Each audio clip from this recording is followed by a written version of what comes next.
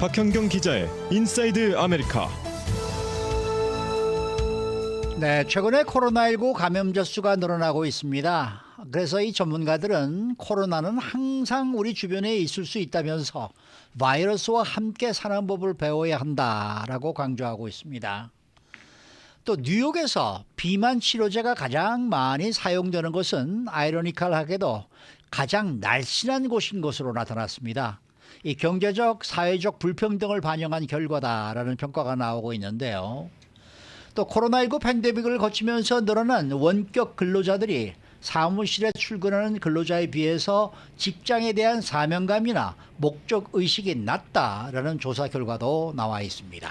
박현경 기자. 네, 안녕하십니까. 미국에서 전체적으로 코로나19 감염자가 확산하고 있죠. 네, 연방질병통제예방센터 CDC에 따르면 지난 12일에 전국 코로나19 입원 환자가요 3,000명을 넘었습니다. 네. 3,056명으로 집계됐습니다. 이건 2주 전보다 24%가 증가한 겁니다. 또 하수 역학기업인 바이오봇이 미 전역의 폐수를 모니터링해서 검출한 코로나19 바이러스도 6월 중순 이후 계속해서 증가세 나타내고 있습니다. 특히 미 서부와 북동부 지역에서 감염이 증가하고 있는 걸로 파악되고 있는데요. 이곳 LA 카운티에서도 역시 확산세 나타내고 있죠. LA 카운티 보건국 최신 자료가 지난 13일부터 19일 사이 이 7일간 평균 수치를 보여주고 있는데 감염 건수는 512건 그리고 확진 판정률은 14.1%로 그 그래프를 보면 7월 중순 이후에 계속해서 이렇게 상승 곡선을 뚜렷하게 볼 수 있습니다.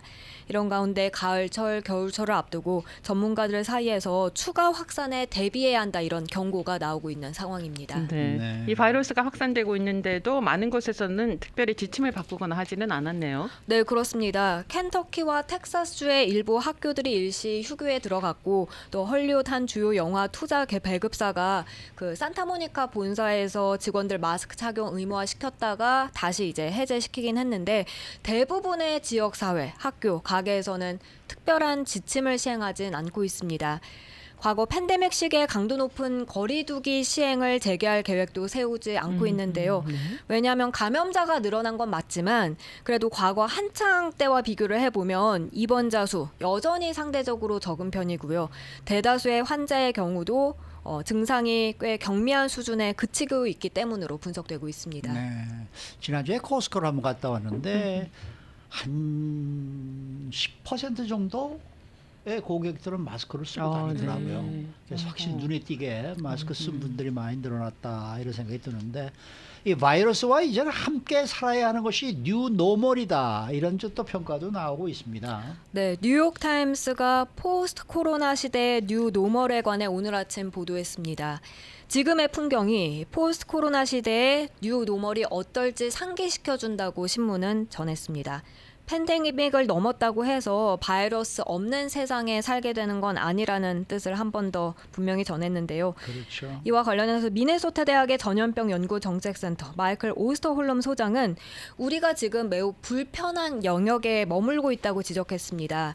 팬데믹과의 전쟁이란 안개에서는 벗어났지만 포스트 코로나 시대의 일상은 어떤 모습일지 이해하기 위해서 현재 노력하고 있는 시점이라고 전했습니다. 그런가 하면 앞으로 우리는 코로나 바이러스와 함께 살아야 하는 법을 배워야 한다고 이제 전문가들 지적이 나오고 있는데요. 노스웨스턴 메모리얼 병원의 존 콜먼 박사는 코로나는 항상 주변에 있을 것이라면서 이 같은 내용을 강조했습니다. 그러면 늘 조심해야 되겠네요. 독감도 마찬가지잖아요. 네. 다음 소식입니다. 자, 뉴욕에서 비만 치료제가 가장 많이 사용되는 곳이 어디인지 나왔다고 하는데 어딘가요? 바로 뉴욕 맨하튼의 어퍼 이스트 사이드 지역입니다. 네. 어퍼 이스트 사이드. 이 메트로폴리탄 미술관 동쪽의 그 이스트 리버 네. 사이에 있는 지역인데요. 예. 이 역시 뉴욕타임스가 어제 전한 내용인데 보면 신문은 보험 분석업체 트릴런트를 인용해서 작년 뉴욕 맨하탄 어퍼이스사이드의 주민 2.3%가 오젬픽이나 위고비 같은 비만 치료 주사제를 처방받았다고 전했습니다.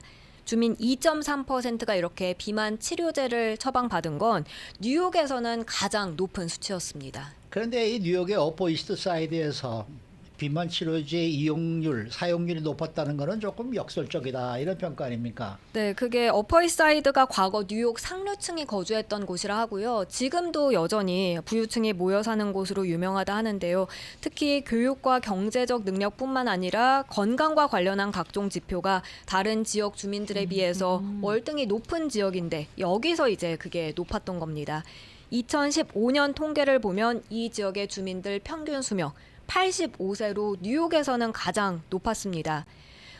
북쪽 경계를 접한 흑인 거주 지역인 이스트 할렘의 평균 수명은 76세였는데 이보다 9년이나 더 이제 평균 수명이 높았던 거고요. 무엇보다 이 지역의 비만율이 가장 낮았다는 점이 눈에 띕니다. 뉴욕 전체 비만율은 25.4%라고 하는데 그에 반해 어퍼이스사이드 주민의 비만율 9%에 불과했습니다. 네. 반면 이스트 리버 너머에 위치한 사우스 이스트 퀸스의 비만율은 43.4%에 달했고요. 거의 2배네요. 네, 근데 뉴욕에서 이렇게 비만율과 당뇨병 발병률이 가장 낮은 지역에서 비만 치료제가 가장 많이 처방됐다는 뜻이어서 상당히 아이러니하다는 평가를 받고 있고요.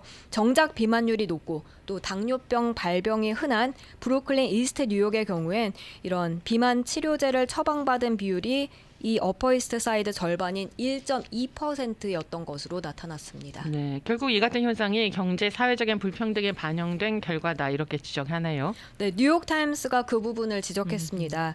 비만 치료제의 선풍적 인기로 인해서 품귀 현상이 일었는데 그런 품귀 현상 때문에 실제로 비만 치료제가 필요한 환자들은 약을 구할 수 없는 상황에 몰렸지만 예. 근데 부유층들은 또 쉽게 이렇게 치료제를 구할 수 있었다는 지적입니다. 뿐만 아니라 의료보험에 따른 비만 치료제 접근성도 격차가 컸다는 평가가 나옵니다.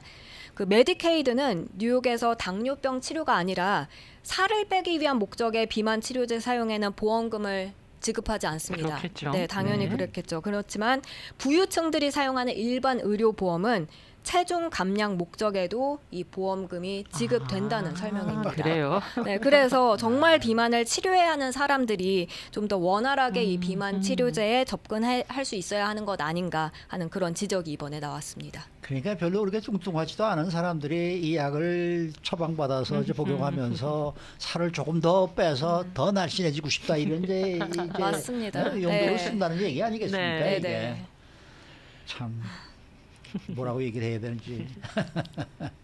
자, 마지막 소식입니다. 코로나19 팬데믹을 거치면서 늘어난 원격 근로자들, 그러니까 재택근무를 하는 등 이런 분들이 사무실에 출근하는 근로자에 비해서 직장에 대한 사명감이나 목적의식이 낮다. 이런 또 조사 결과가 나왔다는데요. 어떤 내용입니까? 네, 올해 2분기 기준 이 갤럽이 조사한 바에 따르면 내 직장의 임무나 목적으로 내 일이 중요한 느낌이 드는지 그걸 물어봤습니다. 네. 그랬더니 매우 그렇다. 이렇게 답한 응답자가 원격 근무를 하는 경우엔 28%뿐이었습니다. 이건 역대 조사 중에 가장 낮은 수치였습니다. 근데 이게 원격 근무를 한 응답자들 사이에서 특히 대답이 이런 비율이 낮았던 걸 알 수 있는 게요.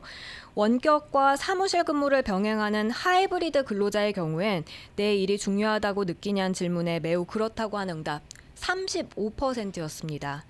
가장 높게 나타났고요. 그리고 사무실에 출근해서 일하는 근로자들은 33%였는데 하이브리드 근로자들보다는 조금 낮긴 하지만 그래도 원격 근로자들보다는 5%포인트 더 높았습니다.